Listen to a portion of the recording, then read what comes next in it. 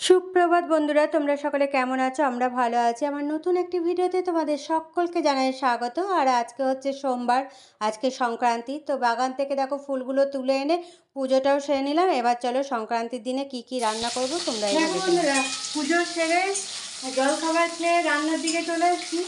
হ্যাঁ, কারণ আজকে সংক্রান্তি, তো সেই জন্য দেখো এদিকে আজকে শুক্তো বানাবো। শুক্তো আর এদিকে টক ডাল বানিয়ে নিয়েছি।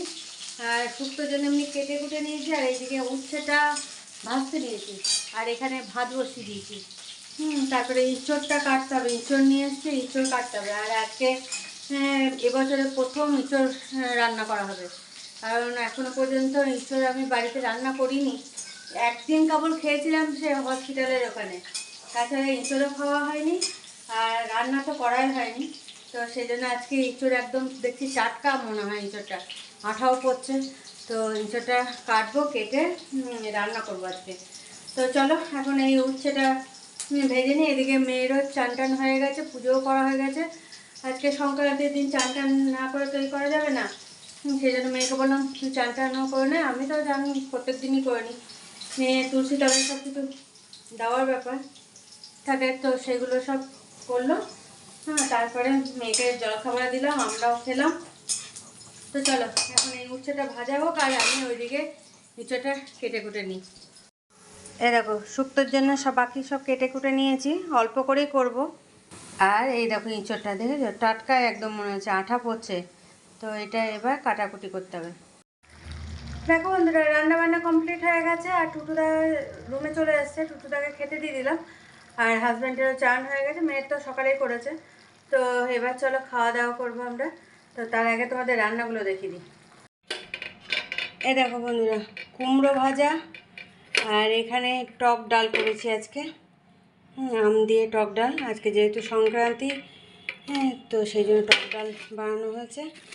আর এখানে আছে শুক্তো, আর এই দেখুন ইঁচড়ের তরকারি, এই আজকে রান্না করেছি। তো চলো খাওয়া দাওয়া সেরে নিই। দেখো বন্ধুরা, খাওয়া দাওয়া কমপ্লিট তো অনেকক্ষণ আগে হয়েছে। তারপরে গ্যাসটা সেই দেখো পরিষ্কার করে নিয়েছি সব, এদিকেও তাই। তো গ্যাসটা পরিষ্কার করে নেওয়ার পর গায়ে জল দিলাম, ঘরটার ঝাড়ু দিলাম, গায়ে জল দিলাম, কাপড় জামাগুলো সব ভাঁজ করে রাখলাম।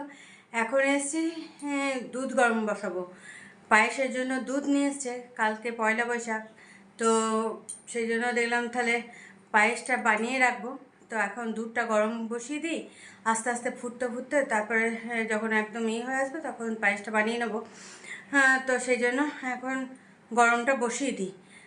আর এদিকে কালকে দুধ পাওয়া যাবে না, কালকে করলে ভালো হতো, আর কালকে অত সময় হবে না, আর কালকে দুধ পাওয়াও যাবে না হয়তো। সেই জন্য হাজব্যান্ড বললো তার থেকে আজকে নিয়ে চলে আসে, আজকে বানিয়ে রাখো। তো চলো এখন প্যাকেটগুলো কেটে দুধটা গরম বসিয়ে দিই। এই দেখো, চলো এখন প্যাকেটগুলো কেটে গরমটা বসিয়ে দিই। আর এদিকে মেয়ে আর হাজব্যান্ড এখন ঘুমাচ্ছে, তো আমি এটাকে অল্প আঁচ করে বসিয়ে দেবো, তারপরে আমিও একটু রেস্ট নেবো। দেখো বন্ধুরা, অনেকক্ষণ পর আবার তোমাদের সামনে এলাম। সন্ধ্যের থেকে তো আসতেই পারিনি, কারণ সন্ধ্যে জ্বালার পরেই দেখছি ঝড়, আর এদিকে মেঘ ডাকা শুরু হলো। তারপরে বৃষ্টি, কারেন্ট ছিল না। ঘরটার অন্ধকার, চার্জার জ্বালিয়ে কোনো রকম। আর ওই পায়েসটা বানাতে নিয়েছিলাম, দুধটা তো তখন বসিয়ে দিয়েছিলাম গরম করতে। তো আস্তে আস্তে দুধ গরম করতে করতে দেখলাম যে তাহলে আমি সন্ধ্যেও জেলে নিলাম, আর এদিকে দুধটা গরম বসিয়ে দিয়ে আমি একটু রেস্ট নিলাম। তো তারপরে সন্ধ্যে জ্বালা টাইম হয়ে এলো, তো সন্ধ্যে টন্ধে জেলে তারপর পায়েসটাও বসালো। তা করতে করতে কারেন্ট অফ হয়ে গেল। আর আজকে তো বলেছিলাম, কালকেও বললাম যে যাব বাজার দিকে, আজকেও ভেবেছিলাম যে এই সন্ধ্যে জ্বালার পর রেডিও হলাম, রেডি হয়ে মেয়েও রেডি হলো, আমিও রেডি হয়েছি। তো তারপর মেয়ে দরজা খুলে বলছে মা হচ্ছে, বিদ্যুৎ চমকাচ্ছে। তো হাজব্যান্ড বললো যে তাহলে দাঁড়াও, একটু দাঁড়াও, দেখি কি হচ্ছে না হচ্ছে, যদি হয়ে থেমে যায় তাহলে তারপর বেরোবো। তো হয়ে চলছে, তো হয়ে চলছে, এতক্ষণে থামলো। এবার এই টাইমে তো আর বেরিয়ে লাভ নেই, এই সময় তো দোকান টোকান বন্ধ হয়ে গেছে, এখন 9:45 বাজে, এখন তো আর দোকান খোলা পাবো না। তো সেই জন্য আজকেও আর যাওয়া হলো না। কি করব দেখি, কবে কি হচ্ছে না হচ্ছে। কালকে তো পয়লা বৈশাখ, পয়লা বৈশাখে আর পিয়াকে কিছু দেওয়া হলো না, পয়লা বৈশাখের পরেই দেবো। একদিন গিয়ে নিয়ে এসে তারপর দিতে হবে, কারণ এমন টাইম হয়ে গেল সে বলার নেই। যাই হোক দেখি এখন। আর এমনিতে আর সব বাড়িগুলো থেকে দিয়েছে, ও তো আমাকে বারণ করেছিল, কিন্তু কিছু না দিলেও কীরকম একটা লাগছে। তো যাব একদিন বাজারে গিয়ে সময় করে গিয়ে একদিন কিছু এনে ওকে দেব। আর এদিকে পায়েসটাও হয়ে গেছে। তো হাজব্যান্ড আর মেয়ে গেল মাসি শাশুড়ি বাড়িতে, পাশেই যেহেতু, তো ওখানে গিয়ে আমি বললাম তাহলে একদম পায়েসটা নিয়ে যাও। আবার সকালে তো মাসি শাশুড়ি বাড়ি থেকে পায়েস পাঠিয়েছিল, তো আমি বললাম তাহলে আমি বানিয়েছি, ওই পায়েসখানে নিয়ে যাও, নিয়ে গিয়ে দাও। তো ওদের টিফিন বাটি ছিল, ওই বাটিতেই খানি দিয়ে দিলাম। তো চলো এবার যাই, রুটি বানাবো। হ্যাঁ, রুটি বানিয়ে তারপরে যখন ওরা আসবে তারপর খাওয়া দাওয়া করবো। এখন 9:45 বাজে। তো চলো আর দেরি না করে রুটিগুলো করে নিই। এই দেখো বন্ধুরা, পায়েস একদম রেডি। আর পায়েসটা দেখো ঠান্ডাও হয়ে এসছে। হ্যাঁ, কারণ অনেকক্ষণ হয়েছে বানানো। হ্যাঁ, আর আজকে ওয়েদারটাও বেশ ঠান্ডা ঠান্ডা আছে, সেই জন্য বেশি তাড়াতাড়ি ঠান্ডাও হয়ে গেছে পায়েসটা। এরপর ডিব্বাতে করে ফ্রিজে রাখতে হবে। এই এটা খালি করে নিতে হবে, কারণ বড় বড় টিফিন বাটিতে ভরতে হবে। তো চলো এবার আমি রুটিগুলো বানিয়ে নিই। দেখো বন্ধুরা, রুটি তো অনেকক্ষণ আগেই বানানো হয়েছে। রুটি শুধু হাজব্যান্ডের জন্য বানিয়েছি, কারণ ভাত আছে, আমি আর মেয়ে ভাত খাবো। তো মেয়ে আর হাজব্যান্ড চলে এসছে, তো এখন মেয়েকে খেতে দিয়ে দিলাম, আর আমার খাবারটাও এখানে রেডি করে নিয়েছে। দেখো ভাত, তারপরে এই চোরালুর তরকারি, পনিরের তরকারি ছিল, সেটাও নিয়ে নিয়েছি, আর হাজব্যান্ডকেও দিয়ে দিলাম। তো চলো এখন খেয়ে নিই। হ্যাঁ, হাজব্যান্ডের রুটি ওই যে তাওয়াতেই আছে, ওর তো সেই জোয়ারের রুটি, জোয়ারের আটা। তো চলো আর দেরি না করে খাওয়া দাওয়াটা সারি। দেখো বন্ধুরা, খাওয়া দাওয়া কমপ্লিট করে তোমাদের সামনে চলে এলাম। আর এদিকে রান্নাঘরের কাজগুলো সেরে নিয়েছি, কারণ রান্নাঘরে গ্যাস পরিষ্কার করা ছিল। রুটি বানিয়েছি, যেহেতু আমার আর মেয়ের জন্য তো ভাত ছিল, কিন্তু হাজব্যান্ডের জন্য তো রুটি বানিয়েছি। সেই আটার গুঁড়িগুলো পড়েছিল, এবার হ্যাঁ সেগুলো যদি পরিষ্কার না করে রাখি, সে সকালে উঠে একদম নোংরা দেখবো। তার থেকে আমি যখনই গ্যাসে কিছু করি পরিষ্কার করে রাখি।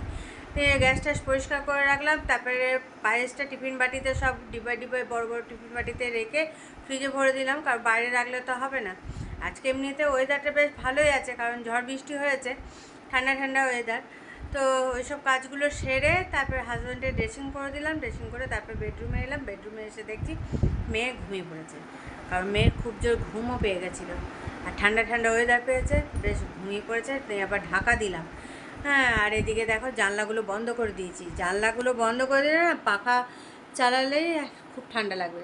সেই জন্য বাইরে আজকে যেহেতু বৃষ্টি হয়েছে এমনিতে, তো জোলো হাওয়া বাইরে, সেই জন্য দেখলাম যে জানলাগুলো বন্ধ থাক। আর মেয়ের অতিরিক্ত কাশি হচ্ছে। কাশি সে কবে থেকে হচ্ছে, কিছুতেই কাশি মানে একবার যদি শুরু হয় চট করে মানে ঠিক হতে চায় না। ওষুধ খাওয়া হচ্ছে, কিন্তু আর দেখবে না শুলে বা করলে না বেশি কাশি হয়। যাই হোক, সেই জন্য দেখলাম যে জানলাগুলো বন্ধ থাক, জোলো হাওয়াটা আর লাগালে আরও বেশি শরীর খারাপ করে যাবে। তার থেকে জানলাগুলো বন্ধ করে দিয়ে পাখাটা চালানো হোক। তো পাখাটা সেই জন্য চালানো হয়েছে, আর এদিকে জানলাগুলো বন্ধ করে দিয়েছি। তো চলো আর বেশি কথা বাড়াবো না। হ্যাঁ, মেয়ের তো হাতটা প্লাস্টার করাই আছে, বলেছে তো 28 দিন রাখতে। তো এখন দেখি কবে কি খুলছে। এমনি ব্যথা ট্যাথা নেই, এমনি সবই ঠিক আছে, কিন্তু যেহেতু প্লাস্টার করা আছে, ওটাতে তো জল টল লাগানো যাচ্ছে না। হ্যাঁ, তো যাই হোক, দেখা যাক কবে কি খুলবে। তো চলো ভিডিওটা এখানে শেষ করছি। কাল আবার একটা নতুন ভিডিও নিয়ে চলে আসবো তোমাদের সামনে। ততক্ষণের জন্য তোমরা সুস্থ থেকো, ভালো থেকো, সাবধানে থেকো। টাটা, বাই বাই, শুভরাত্রি।